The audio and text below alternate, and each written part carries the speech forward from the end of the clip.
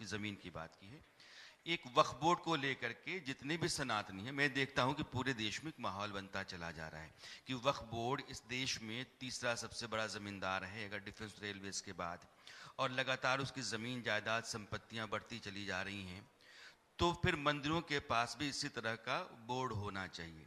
मंदिरों के पास इस तरह का बोर्ड होना चाहिए या फिर वक्फ बोर्ड को कानून के दायरे में लाया जाना चाहिए? दोनों में से कौन सा विकल्प आप अपनाना चाहते हैं? देखिए, जिस दिन देश का विभाजन हो गया और एक संप्रदाय के लोगों ने कहा कि हम हिंदू साधु संत ब्राह्मणों के साथ में हिंदू समाज के साथ नहीं रह सकते, हमको अलग देश चाहिए, ये देश उसी दिन हिंदू राष्ट्र बन जाना चाहिए था।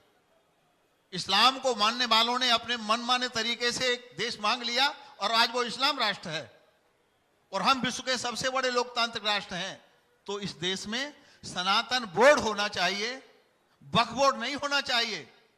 मेरा बस चले तो मैं आज और अभी वक्फ बोर्ड को समाप्त करने का संकल्प ले सकता हूं, पर मेरे पास वो शक्ति नहीं है। मामला जेपीसी के पास है। बड़े बड़े उपेक्षित, शोषित, वंचित मुस्लिम समाज के लोग, जो मैं कह रहा हूं, वो ये आवाज वो भी उठा रहे हैं कि वक्फ बोर्ड समाप्त होना चाहिए। और बहुत सारे से ज्ञापन देश के प्रधानमंत्री मोदी जी के पास और गृह मंत्री माननीय अमित शाह जी के पास गए वक्फ बोर्ड को लेकर। बहुत लोग मुस्लिम समाज के आंदोलित हैं, लोगों का शोषण कर करके मुट्ठी भर लोग वक्फ बोर्ड के मालिक बन करके अय्याशी कर रहे हैं। इसलिए मेरा व्यक्तिगत मानना है सनातन बोर्ड बनना चाहिए, वक्फ बोर्ड समाप्त होना चाहिए। एक फिर प्रश्न आता है, सनातन बोर्ड बने तो क्या वक्फ बोर्ड की तरह ही बने? वक्फ बोर्ड के सामने क्या सवाल है साक्षी महाराज जी? वो ये है कि वक्फ बोर्ड को कानूनन एक ऐसा अधिकार दिया गया जिसकी कोई सीमा नहीं है, यानी कि बेलगाम अधिकार उसके पास है। सेक्शन 40 कहता है कि जहां भी उसने कह दिया कि मेरी जमीन है तो उसकी जमीन है। जिस आदमी ने कहा कि मेरी जमीन है, अब उसके ऊपर जिम्मा आता है कि जाकर के वो ट्राइब्यूनल में साबित करे कि ये मेरी जमीन है। वक्फ ने कहा उसकी हो गई। क्या सनातन भी इसी तरह से कोई बेलगाम ताकत चाहता है अपने लिए?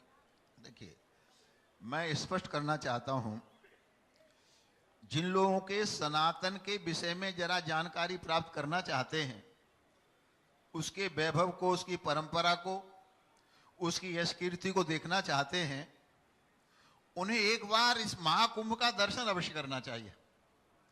हम लोग बाबा राव भीमराव अंबेडकर के संविधान को मानने वाले लोग हैं। सनातन शरीयत के आधार पर नहीं चलेगा, ये देश शरीयत के आधार पर नहीं चलेगा। तो हमारे परम प्रिय श्री देवकीनंदन ठाकुर जी ने, संपूर्ण संत समाज ने, और जहां हम बैठे यहाँ के महंत जी श्री महंत साहब ने भी बड़ा एक कार्यक्रम करके दिल्ली में एक पहल की थी कि सनातन बोर्ड बनना चाहिए। लेकिन हम ये चाहते हैं सनातन बोर्ड बने, सनातन परंपरा के अनुसार बने, और उसमें हमारे सामने विश्व की सबसे बड़ी लोकतांत्रिक व्यवस्था है, उस व्यवस्था को हम स्वीकार करना चाहते हैं।